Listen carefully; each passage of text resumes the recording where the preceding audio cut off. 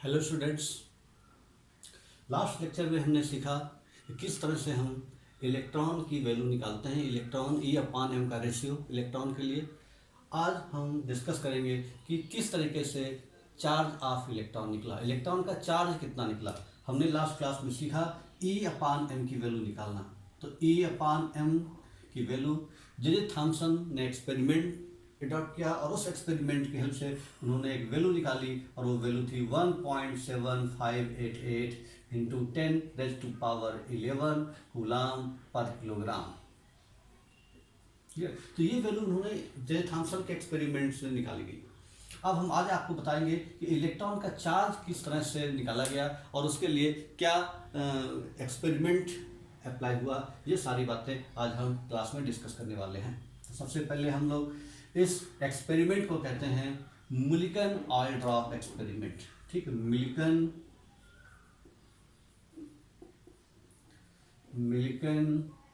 Oil drop experiment. Millikan oil drop experiment. R.A. Millikan नाम के scientist थे। R.A.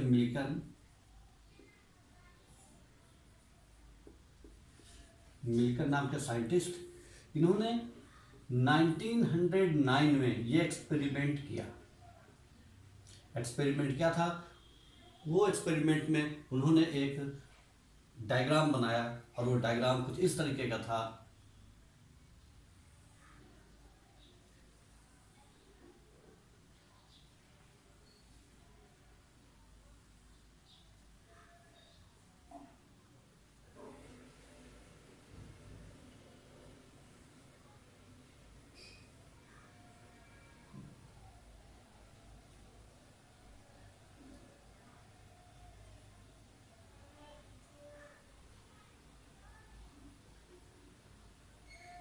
यहाँ पर वैक्यूम पंप लगाया,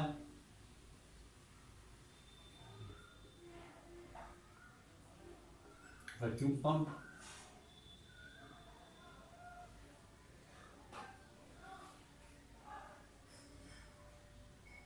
ये दोनों इलेक्ट्रोड्स हैं। इलेक्ट्रोड्स ए और बी नाम के इलेक्ट्रोड्स हैं ये।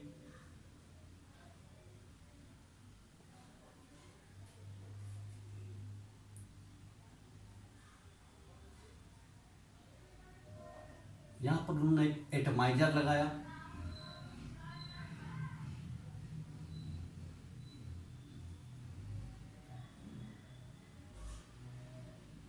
एटमाइजर, और यहाँ से क्या हुआ, यहाँ पर एक ड्रॉप, जिससे ऑयल ड्रॉप इस तरह से ड्रॉप आई। यहाँ पर एक माइक्रोस्कोप अप्लाई किया, जिससे हम ये जो ऑयल ड्रॉपलेट है उसको देख पाए। यहाँ पर एक एक्सरे गन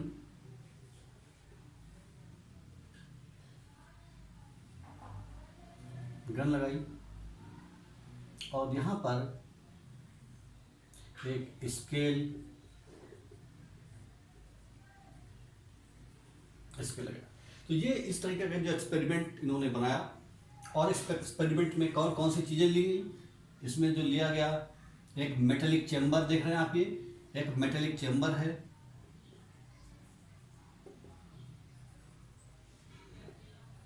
मेटेलिक चेम्बर, उसके बाद में माइक्रोस्कोप,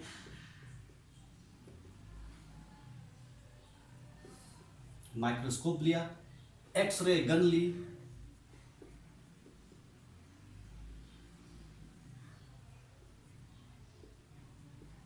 चौथी चीज क्या लिया, एटमाइजर,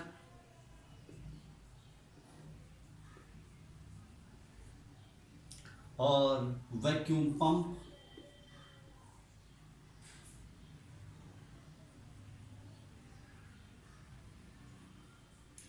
और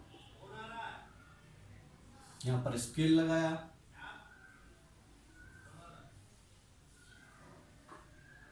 और 2 इलेक्ट्रोड्स।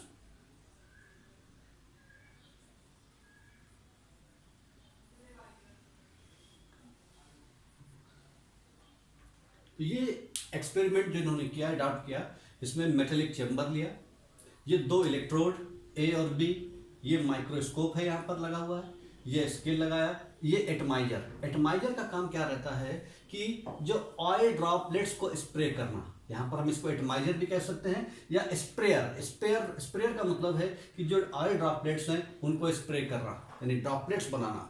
तो एटमाइजर का काम है ड्रॉपलेट बनाना। वैक्यूम पंप के थ्रू अंदर का जो प्रेशर है वो बहुत कम कर दिया गया है, वेरी लो प्रेशर। और एक्सरे गन का काम है एक्सरे प्रोड्यूस करना, एक्सरे डालना, ठीक है। तो ये सारा जो एक्सपेरिमेंट है, ये सारा एक्सपेरिमेंट आर मिलकर ने किया 1909 में। इस तरह का उन्होंने एक एक्सपेरिमेंट सेटअप किया कि मेटेलिक चैम्बर लिया, एटमाइजर लगाया और स्केल लगाया, एक्सरे गन का इस्तेमाल किया, वैक्यूम पंप का इस्तेमाल किया, यहाँ पर माइक्रोस्कोप लगाया और ये 2 मेटेलिक प्लेट जिनको हम इलेक्ट्रोड कहते हैं वो अप्लाई की।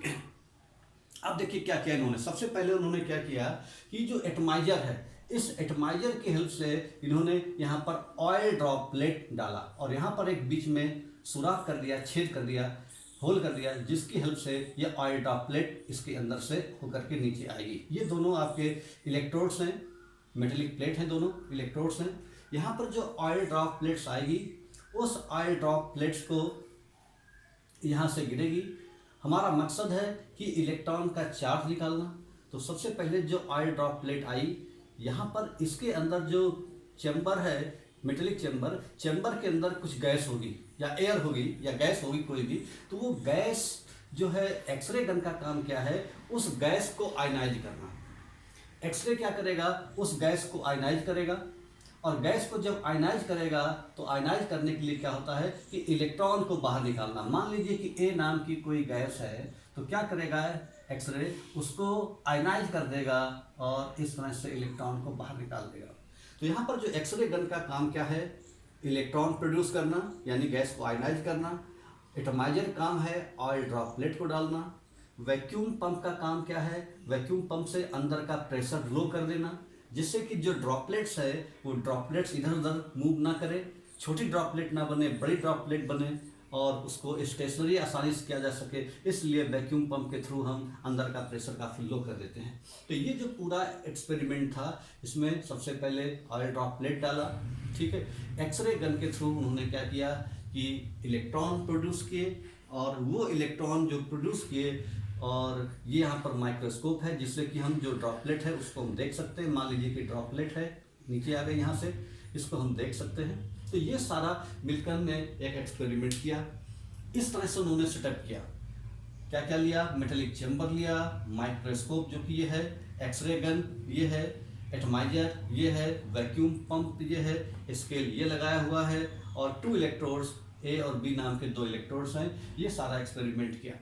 अब इसके बाद इसकी वर्किंग, कैसे कैसे उन्होंने इलेक्ट्रॉन का चार्ज पता किया, ये सारी बात हम इसकी वर्किंग में सीखने वाले हैं।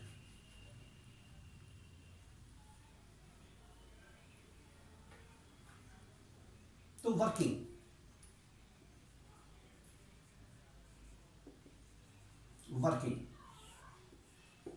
तो सबसे पहले क्या करते हैं हम लोग, ये जो एटमाइजर है यहां से हमने ऑयल ड्रॉपलेट्स डाली और किसी एक ऑयल ड्रॉपलेट को हम अंडर ऑब्जर्वेशन में रखेंगे, किसी एक ड्रॉपलेट को हम ऑब्जर्व करेंगे। अब ये यहाँ से जो माइक्रोस्कोप है यहाँ से उसको हम ऑब्जर्व करेंगे, देखेंगे ऑयल ड्रॉपलेट को। तो ये जो ऑयल ड्रॉपलेट है जो यहाँ पर आई, इस समय अभी हमने कोई भी यहाँ पर इलेक्ट्रिक फील्ड अप्लाई नहीं किया है। तो जो ऑयल ड्रॉपलेट आएगी यहाँ से आकर के नीचे की ओर अपने आप गिरेगी। हमने मान लिया ये v1 वेलोसिटी से नीचे की ओर जा रही है। तो जब वेलोसिटी से जा रही है तो वेलोसिटी प्रोड्यूस किस तरह से होगी, वेलोसिटी जो है वो प्रोड्यूस होगी इसके ऑन वेट की वजह से। जो ड्रॉपलेट है उसका अपना वजन है, उसका अपना एक वेट है और वेट का फार्मूला होता है W=m×g। तो W बराबर m×g। ये आपका ऑयल ड्रॉपलेट है, उसका एक वेट है, उस वेट की वजह से वो नीचे जा रहा है और उसकी वजह से उसमें v1 वेलोसिटी प्रोड्यूस हुई। तो इसका मतलब ये कह सकते हैं कि v1 is directly proportional to m×g, where m is the mass of oil droplet and G the gravitational acceleration, जिसकी वैल्यू होती है 9.8 मीटर पर सेकेंड स्क्वायर। तो v1 जो वेलोसिटी है ऑयल ड्रॉप एक्सपेरिमेंट में ड्रॉप की ऑयल ड्रॉपलेट की v1 वेलोसिटी है, v1 is directly proportional to mg। ठीक, इसको हमने बच्चों मान लिया इक्वेशन नंबर 1। अब काम शुरू होता है एक्सरे गन का। अब एक्सरे गन क्या करेगी? जो एक्सरे गन है इसका काम है अंदर जो एयर है या गैस है कोई भी, उस गैस को आयनाइज करना। ठीक, क्या करता है एक्सरे? क्या करता है? Ionize the gases, ionize the gases, gas को आयनाइज करता है एंड प्रोड्यूसेस इलेक्ट्रॉन, और इलेक्ट्रॉन प्रोड्यूस करता है।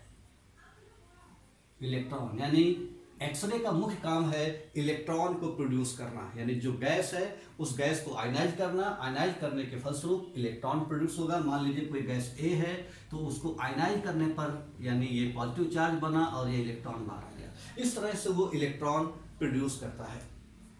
अब ये जो हमारा जो ड्रॉपलेट है, अब जो उसमें इलेक्ट्रॉन प्रोड्यूस हुए हैं, तो इस बात की काफ़ी हद तक संभावना है कि उस ड्रॉपलेट में, उस ऑयल ड्रॉपलेट में कुछ इलेक्ट्रॉन चिपक जाएं। और जब इलेक्ट्रॉन चिपक जाएंगे, वो इलेक्ट्रॉन एक भी हो सकते हैं, इलेक्ट्रॉन दो भी हो सकता है, 4 इलेक्ट्रॉन भी हो सकते हैं। कुछ इलेक्ट्रॉन इस ऑयल ड्रॉपलेट में चिपक गए और जिसकी वजह से क्या हुआ कि वो ड्रॉपलेट है, droplet becomes charge, becomes charge. क्यों? क्योंकि उस ऑयल ड्रॉपलेट में इलेक्ट्रॉन चिपक गए हैं, जिसकी वजह से ड्रॉपलेट चार्ज हो गई है। क्योंकि इलेक्ट्रॉन का नेचर नेगेटिव होता है, हमने लास्ट लेक्चर में सीखा। कैथोड रेज जो है वो इलेक्ट्रॉन से मिलकर बनी होती हैं। इलेक्ट्रॉन का नेचर नेगेटिव है, तो जो ऑयल ड्रॉपलेट होगी उसके ऊपर चार्ज कैसा आ जाएगा? नेगेटिव चार्ज आ जाएगा। नेगेटिव चार्ज इसके ऊपर आ जाएगा, ऑयल ड्रॉपलेट के ऊपर। अब ये जो नेगेटिव चार्ज है ऑयल ड्रॉपलेट के ऊपर, नेगेटिव चार्ज आ गया। उसके बाद हमने क्या किया? इलेक्ट्रिक फील्ड अप्लाई की। इलेक्ट्रिक फील्ड अप्लाई की। अब जब इलेक्ट्रिक फील्ड अप्लाई करेंगे तो यहां पर ये पॉजिटिव चार्ज और यहां पर ये नेगेटिव चार्ज। तो इस तरह से ये जो आपका चार्ज आएगा ऑयल ड्रॉपलेट के, इसके ऊपर चूंकि चार्ज नेगेटिव है, तो नेगेटिव चार्ज होने की वजह से ये किस तरफ बच्चों मूव करेगी? तो आपको पता है कि जब दो फोर्स अपोजिट होते हैं तो ये एक दूसरे को अट्रैक्ट करते हैं। चूंकि ऑयल ड्रॉप है, इसके ऊपर इसने इलेक्ट्रॉन इसके ऊपर स्टिक हुए, इलेक्ट्रॉन को एब्जॉर्ब किया है, उसकी वजह से ये वाला जो चार्ज ड्रॉपलेट है ये ऊपर की ओर मूव करेगा, क्योंकि इसके ऊपर नेगेटिव चार्ज है, ऊपर पॉजिटिव चार्ज है, तो ये ऊपर की ओर मूव करेगा। तो इस तरीके से इस इलेक्ट्रिक फील्ड अप्लाई करने पर ये जो आपका ड्रॉपलेट है ये आपका ऊपर की ओर मूव करेगा, और जब ऊपर की ओर मूव करेगा तो इसमें एक और वेलोसिटी v2 से ये ऊपर की ओर मूव कर रहा है। v2 नाम की वेलोसिटी से ये ऊपर की ओर मूव कर रहा है। इस तरह से इस ड्रॉपलेट पर दो फोर्स अप्लाई होते हैं। यहाँ पर बच्चों एक बात दिमाग में और भी आपके आ सकती है कि जैसे जो ऑयल ड्रॉपलेट है उसने इलेक्ट्रॉन को एब्जॉर्ब किया, जबकि जब गैस आयनाइज हुई थी तो वहाँ पर पॉजिटिव चार्ज पार्टिकल बने थे। तो क्या इस बात की संभावना नहीं है कि ये जो ड्रॉपलेट हैं वो पॉजिटिव चार्ज को भी एब्जॉर्ब करें? बिल्कुल संभावना है, और ये पॉजिटिव चार्ज को भी एब्जॉर्ब कर सकते हैं। लेकिन हमें चूंकि इस एक्सपेरिमेंट में इलेक्ट्रॉन का चार्ज निकालना है, इसलिए हमको केवल उसी ड्रॉपलेट को ऑब्जर्व करना है। हमको माइक्रोस्कोप से उसी ड्रॉपलेट को देखना है जिसके ऊपर नेगेटिव चार्ज है। अगर ड्रॉपलेट के ऊपर पॉजिटिव चार्ज होता तो नीचे की ओर मूव करते, क्योंकि यहाँ पर नेगेटिव इलेक्ट्रिक फील्ड है, नीचे की ओर मूव करते, और उन ड्रॉपलेट को फिर हम नहीं देखते। हमें केवल उन्हीं ड्रॉपलेट को देखना है जिनके ऊपर नेगेटिव चार्ज है। तो जब इलेक्ट्रिक फील्ड अप्लाई किया तो इलेक्ट्रिक फील्ड अप्लाई करने पर क्या होगा? ये यहाँ पर ई है, ठीक है। इलेक्ट्रिक फील्ड अप्लाई किया, तो जब इलेक्ट्रिक फील्ड अप्लाई करेंगे तो इलेक्ट्रिक फील्ड अप्लाई करने से क्या होगा? ये जो v2 वेलोसिटी से ये ऊपर की ओर मूव करेगा। तो जो v2 है, v2 यहाँ पर दो फोर्स अप्लाई हो रहे हैं इस ड्रॉपलेट के ऊपर। v1 लग रहा है नीचे की ओर और v2 लग रहा है ऊपर की ओर। ठीक, दो फोर्स अप्लाई कर रहे हैं। ये v2 लग रहा है इलेक्ट्रिक फील्ड की वजह से, v1 जो फोर्स लग रहा है इसके ऑन वेट की वजह से, यानी v1 is directly proportional to mg। v2 लग रहा है इलेक्ट्रिक फील्ड की वजह से। तो जो v2 जो लग रहा है यहाँ पर दो फोर्स ड्रॉपलेट के ऊपर लग रहे हैं। अगर यहाँ पर हम कुछ भी ना लगाते तो ड्रॉपलेट नीचे गिरती जाती। अगर हमने इलेक्ट्रिक फील्ड ज़्यादा अप्लाई किया तो ड्रॉपलेट ऊपर चली जाएगी। अगर हम एडजस्ट कर दें इलेक्ट्रिक फील्ड को और कम कर दें और कम करते जाएं तो क्या देखेंगे, स्टेशनरी जो आपका ड्रॉपलेट है ना तो ऊपर जाएगी ना नीचे जाएगी, बल्कि एक जगह पर रुक जाएगी। यहाँ पर ध्यान से देखिए, फिर ध्यान से, अगर इलेक्ट्रिक फील्ड नहीं होती, केवल ड्रॉपलेट होती तो ये नीचे गिरती जाती, नीचे गिर जाती। अगर यहाँ पर इलेक्ट्रिक फील्ड की वैल्यू हमने बहुत ज़्यादा लगा दी होती तो ड्रॉपलेट ऊपर की ओर चली जाती। अब हमने क्या किया कि जो इलेक्ट्रिक फील्ड है उसकी वैल्यू को अगर हम कम करते जाएं और कम करें और कम करें तो एक कंडीशन ऐसी आएगी कि जो ड्रॉपलेट है इसको हम यहाँ पर रोक सकते हैं, यहाँ पर सस्पेंड कर सकते हैं। ठीक है, तो यहाँ पर अभी हम मान ले रहे हैं कि जो इसकी जो V2 वेलोसिटी है वो इस इलेक्ट्रिक फील्ड की वजह से है, जिसकी वजह से ऑयल ड्रॉपलेट ऊपर की ओर जा रही है। तो यहाँ पर जो V2 है वो आपका फोर्स लगेगा E माइनस mg। E का मतलब इलेक्ट्रिक फील्ड, E का मतलब चार्ज ऑफ ड्रॉपलेट, और mg का मतलब है जो नीचे की ओर फोर्स लग रहा है यानी mg। तो यानी जो V2 होगा ये इसके बराबर होगा। इसको हमने मान लिया इक्वेशन नंबर 2। तो यहाँ पर equation number 1, V1 is directly proportional to mg और V2 is directly proportional to capital E into small e minus m into g।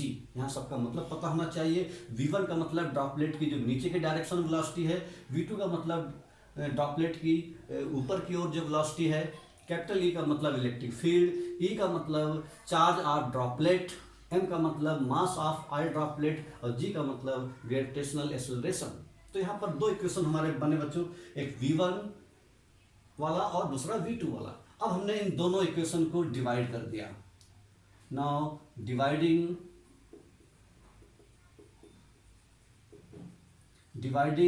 Equation 1 by equation 2।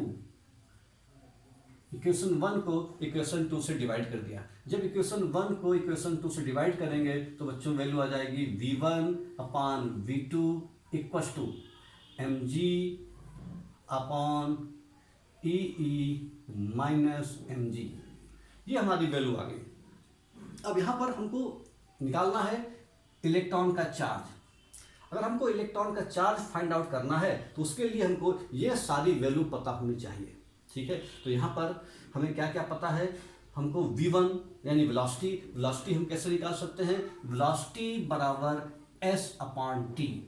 S upon T का मतलब जो ड्रॉपलेट ने जितना distance cover किया होगा और जितने टाइम में कवर किया होगा उन दोनों को डिवाइड कर देंगे तो V equals to S upon T निकल आएगी। तो इस तरह से V1 भी निकल आएगा और V2 भी निकल आएगा, यानी S का मतलब टोटल डिस्टेंस, T का मतलब टाइम, दोनों को डिवाइड कर देंगे। टाइम हम मेजर कर लेंगे स्टॉप वॉच के थ्रू, डिस्टेंस मेजर कर लेंगे हमारे पास जो स्केल है उसके थ्रू। तो V1 और V2 की वैल्यू हमको पता लग जाएगी।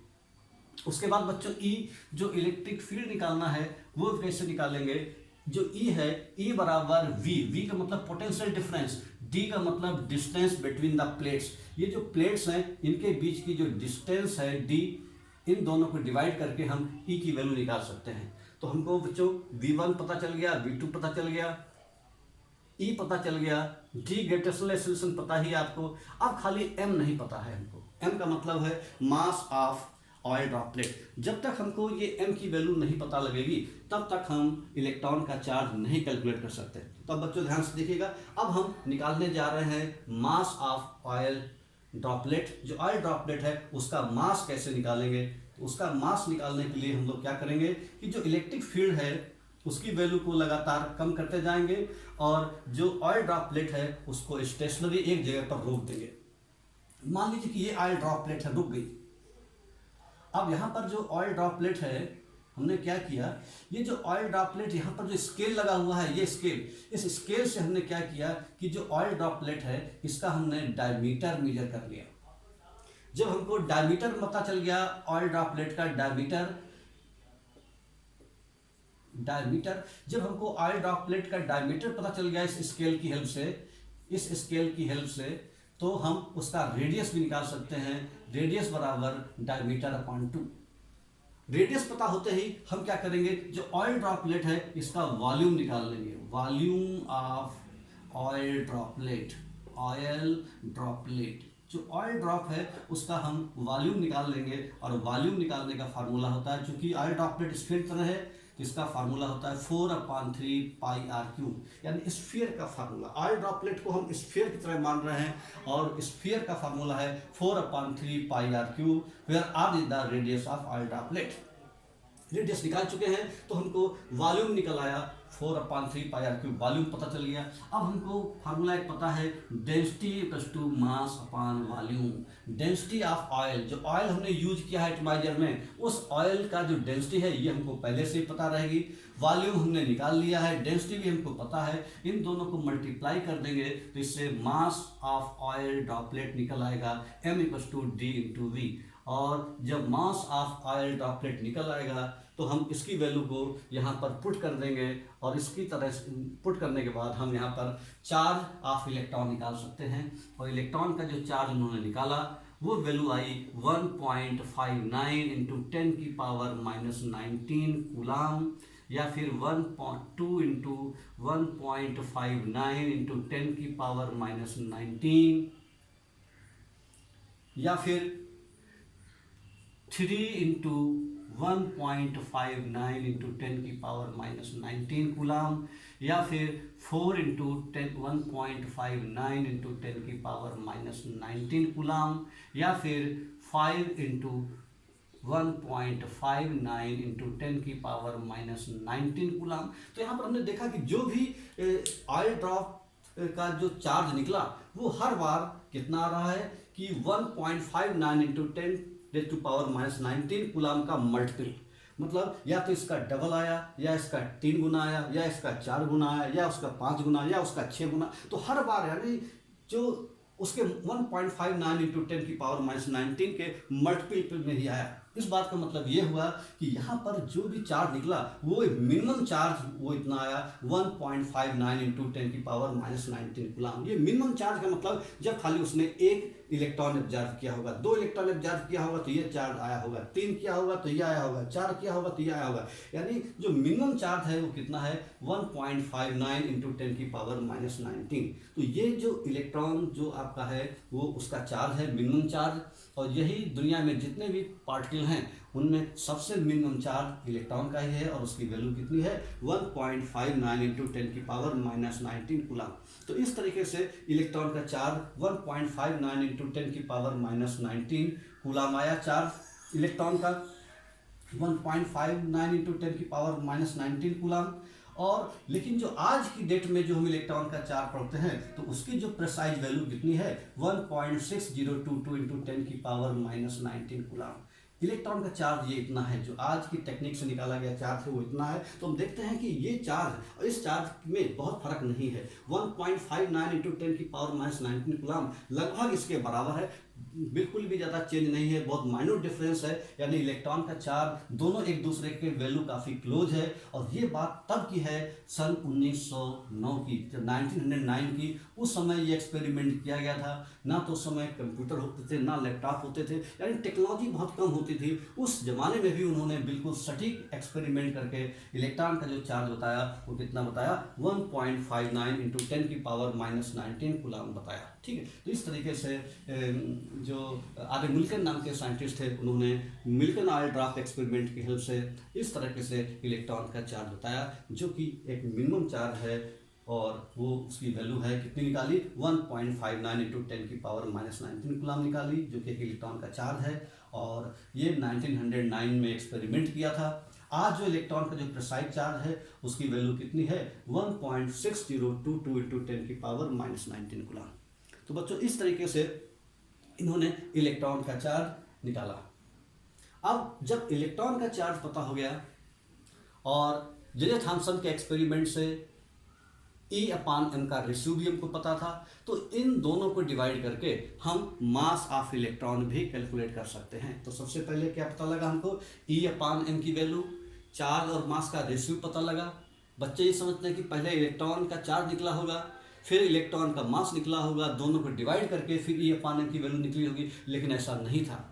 एक्सपेरिमेंट के थ्रू सबसे पहले निकला E/m का रेशियो। ना तो उस समय हमको E पता था, ना हमको उस समय M पता था, खाली रेशियो पता था। वो रेशियो कितना था E/m की वैल्यू इलेक्ट्रॉन के लिए थी 1.7588 इंटू 10⁻11 कूलाम पर ग्राम।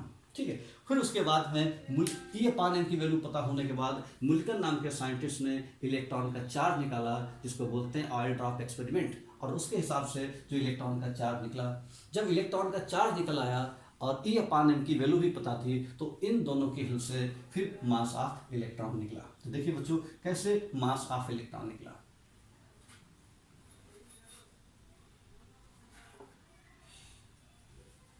Determination of mass of electron.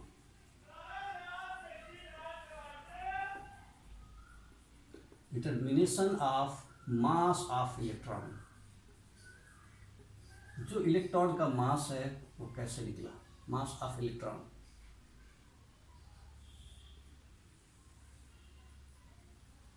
जो ई चार्ज जो हमारा निकला है, प्रिसाइज वैल्यू रखेंगे हम, और जो ई अपान एम की वैल्यू हमको पता थी, दोनों को डिवाइड कर दिया। इलेक्ट्रॉन का चार्ज कितना है 1.6022 इंटू 10 की पावर -19 कूलाम ये चार्ज है, और ई अपान एम की वैल्यू बच्चों है 1.7588 इंटू 10 की पावर 11 कूलाम पर किलोग्राम।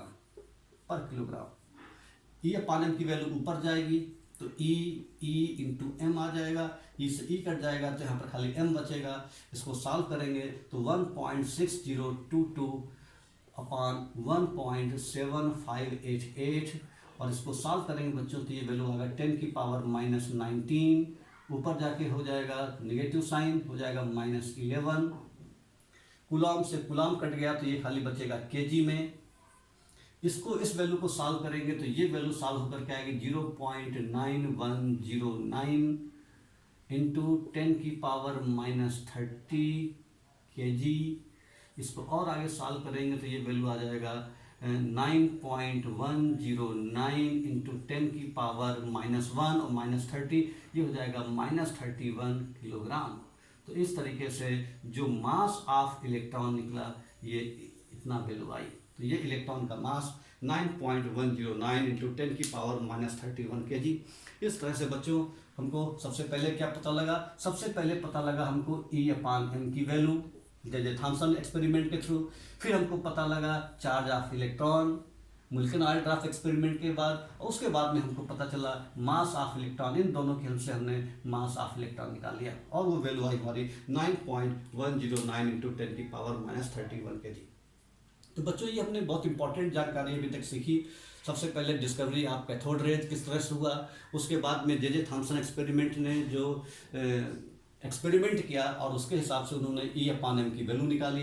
फिर मुल्कन ऑयल ड्रॉप एक्सपेरिमेंट में हमने इलेक्ट्रॉन का चार्ज पता किया, दोनों को डिवाइड किया, और उसके हिसाब से हमको मास ऑफ इलेक्ट्रॉन निकल आया। तो बच्चों आपको प्रैक्टिस करना है कि जो आपका मुल्कन ऑयल ड्रॉप एक्सपेरिमेंट है या जो आपका जे थॉमसन एक्सपेरिमेंट है, जो कैथोड रेज हैं कैसे डिस्कवरी हुई और उनकी क्या क्या प्रॉपर्टी थी, तो इनको बच्चों आपको लिख लेना है, बार बार लिख करके याद करना है। जो डायग्राम है उसको बार बार बनाना है, और जो वर्किंग है उसको देखना है बार बार, फिर अपने मन से करना है बिना देखे हुए। तो इस तरह से जब आप कई बार प्रैक्टिस करेंगे तो ये आपके दिमाग में बैठ जाएगी, तो आपको पूरी तरह से क्लियर हो जाएगा कि आखिर किस तरीके से जे थॉमसन ने ई अपान एम की वैल्यू निकाली, किस तरह से उन्होंने मुल्कन ऑयल ड्रॉप एक्सपेरिमेंट किया। जब किताब में ये सारी वैल्यू पूरी नहीं दी रहती है, किताब में खाली इतना बताया गया कि जे थॉमसन ने एनसीईआरटी बुक में जे थॉमसन ने खाली इतना बताया, उसमें बताया कि खाली ई अपान एम की वैल्यू निकाली, कैसे निकाली, या मुल्कन ऑयल ड्रॉप एक्सपेरिमेंट की वैल्यू कैसे, उसकी वर्किंग कैसे थी, ये सारी बात उसमें नहीं दी हुई है। तो हम चाहते हैं कि आप लोग इसकी प्रैक्टिस ज़्यादा से ज़्यादा करें, जिससे कि ये चीज़ आपके दिमाग में बनी रहे, क्योंकि इस पर बेस्ड न्यूमेरिकल भी आते हैं। ओके बच्चे, तब तक के लिए हम अगला लेक्चर जल्दी भेजेंगे। ओके।